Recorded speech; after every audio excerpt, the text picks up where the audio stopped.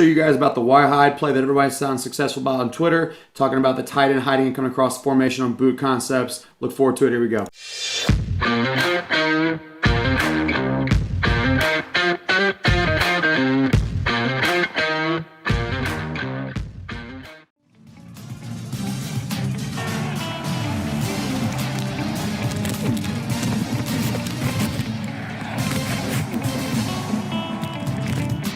Go make a play now. Go put it on him now.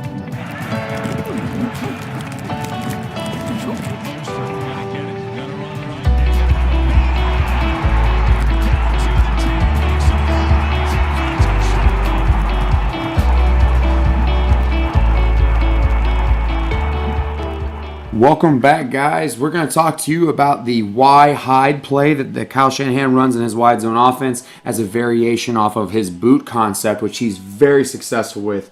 If you go back and look at the previous parts of this series, you'll see that Kyle Shanahan lives on the boot series off of the wide zone, which sets up a lot of his play action plays because he'll set up a lot of boot and a lot of keeper concepts. So let's get into the variation. So the theory behind all this, guys, is if I can create flow, so it's just like so. If I can create flow running wide zone of the week, which he does a very good job of, notice how the flow is going to move that defense exactly where he wants them.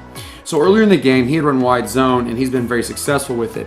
Now, he's also, knowing a wide zone, he's also going to be a naked boot guy. So he actually set himself up for a naked boot concept, as you can see. And you can see that this defense has actually played the naked boot really well. Normal boot concept is going to send somebody to the flat, it's going to send somebody to the crosser, and it's going to send somebody out to this point right here. And usually there's a guy running a post. Now, this defense has seen the boot, they practice the boot, and they understand it very well. So they've done a really good job of taking advantage. They know that when they run the boot concept, this crosser is going to come across the middle, and this free safety's got to drive down on that crosser because there's no way the corner can get leverage on this play because he already has outside leverage, and he's also a D-gap player. So notice how he plays this. That free safety knows he has to help and spy that crosser because if he doesn't get to that crosser, he doesn't have a chance because that corner's going to be trailing. Even in cover 3, it doesn't really matter, or cover 1, it doesn't matter. He's always going to be trailing because of the leverage he has to play based upon his run rule gap assignment alignment. So Kyle Shanahan does a great job understanding this, and so what he does is he knows that I know that I can create flow with wide zone, I know that you'll counter flow, and I can get your DBs to move off of my boot action. So notice how this happens. If you pay attention very quickly, let's watch the play from the beginning, and let's watch it all the way through. As you can see, the wide zone action, the boot, the setup for the keeper, and he's going to throw a backside on the hide route. He's sitting wide open. So let's watch from the end zone. I really want you guys to see this because I'm going to show you how this all works and how this all plays out. Notice how they play themselves up. Notice that the strength has been declared to the trip squeeze side. He sets himself up. We have a wide open receiver running right outside the numbers for an easy touchdown in the NFL. So let's talk about how this happens. All right, so here's how it happens. So he starts himself into a trip squeeze set. Now understand that personnelling is not really a thing that you have to worry about so much in the NFL when it comes to certain things. So for example, Kyle Shanahan was going to run trip squeeze, and he's actually going to have his two receivers are going to be inside, and his fullback is going to be playing the outside receiver. He's just simply there, one, to determine coverage, and two, to determine that he wants to create the strength side to this side. Why do most defenses call the strength side to this side? Well, coach, there's a tight end right here. Most people call this strength to this side. But the reality of it is when you create that squeeze trips on the line look that a lot of the NFL and college teams are doing today, that really creates an unbalanced look because you've got gap problems. You've got 1, 2, 3, 4, 5, 6 gaps. So 6 gaps is, by definition, it's an unbalanced set because over here you only have 3, 4 gaps. So you have an unbalanced set, you don't have one extra gap. So defenses have to assign this side to the strength. So what he's going to do is he's going to make them decide that's the strength. He's going to bring Juszczyk back into the backfield just like so, and he's going to put himself into a situation where now he's got himself into a really run-heavy tendency formation. He's 11 guys basically in the box. He wants people to believe it's run, and then he's going to sell the boot action. So again, watch the wide zone to the weak side. Again, notice the middle linebacker is going to shoot the gap hard because he assumes, and it's probably a check for them when they get in this formation. As he goes in and puts himself out, notice 2 things. Notice the bad handoff. This fake handoff is terrible, and I want to show you why in a second. But the reality of it is you don't want the DBs to really know this is wide zone. You want them to believe it's boot because if you get boot, he's going to clear, he's going to run deep, and this guy's going to jump the crosser because of the coverage they're in. So with that being said, he's going to give what we call a sloppy fake. He's going to open himself up into a boot, and then he's going to set up on the keeper concept. Now, the fullback is going to do the same exact footwork he does on the bluff series. If you go back in the part before, he goes in the bluff series off the wide zone. He's going to put his third foot in the ground. He's going to open. He's going to turn around. He's going to set the edge. And he's going to allow the quarterback to set up into what was previously the pocket, and he's going to allow the keeper set to set himself and go in to get 9 yards deep and to run the ball.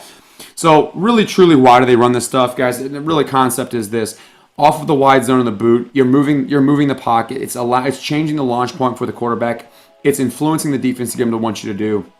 And the other part is when you do something to counterbalance that and you get something to counteract that flow, what you're getting is you're getting a successful play because you've controlled where the defense is going to be. Now the defense isn't controlling what you're going to have to do. That's what makes Kyle Shanahan, this offense, so good. And that's why the wide zone is such an intricate offense, is because you can really control the defense based on the chess match that you're given. Just like any other offense, I think you would know. So as he goes, he gives a sloppy fake. He's going to open up and he's going to get to a keeper series right here. Now, if you guys want to get information on the keeper series, or you guys want to get better at that, Coach Andrew Coverdale at Trinity, he was at Trinity in Louisville, who's now at St. Xavier in Cincinnati. He speaks in the Glazier Clinic series. He's published a bunch of books. Guys, one of the best resources I've ever met, one of probably the smartest men I've ever met, and he will instruct you on these keeper series and how the footwork works, and he's a phenomenal coach. But that's my plug for him. So as Garoppolo sets himself up, he looks backside and he's got himself a wide open play. Now, how in the world did this guy get so wide open and where did he come from? So notice that from the beginning of the play, we started this thing and we've got a trip squeeze set. We moved the guy inside. Now, you have a receiver who's sitting right outside the tackle, and he's gonna help wash this thing down just like he does in either wide zone. So he's gonna run down the line, run with flow. He's going to run down to flow until he feels that the counter flow has happened, and then he's going to release vertically down the numbers. And what he's going to do is he's going to go against the grain. Notice that you have the crosser, and then you have the deep corner, and then you have this guy going this way. So again, go back to the rules on the defense. The corner is going to have to run with the tight end because the tight end's run the crosser. The free safety is not going to be there to see this because he has to take the crosser because of the boot action of the quarterback. And the corner route is going to take the corner, so you've got all the DBs gone. Linebackers can't see this because they have to sell out to the run. Because they don't sell out to the run in the wide zone, you and I both know what happens. You have a successful run game. That's why they're the number 1, number 2 run game in the NFL right now. So he sets himself up. The guy leaks out, and the old Y hide play is successful. Guys, the Patriots run this play quite often. There's a lot of NFL teams run this. So it's nothing really fancy, but it's another answer of why this system works so well. See it from down here. Now you can take a look at it. Watch the sloppy handoff. Like that. As you can see, there's really truly not even a really good fake. They're not even in the same vicinity, which allows for these guys to reroute themselves quickly so that they're focusing on the quarterback and the boot concept and not the guy leaking behind him right there. So, guys, I appreciate your time. This was a short one, man. I hope I helped you guys out. If you have any questions, holler at me. Subscribe, like. New series coming out. I'm putting up videos as I get them, as fast as I can get them done. I appreciate you guys. Keep on keeping on.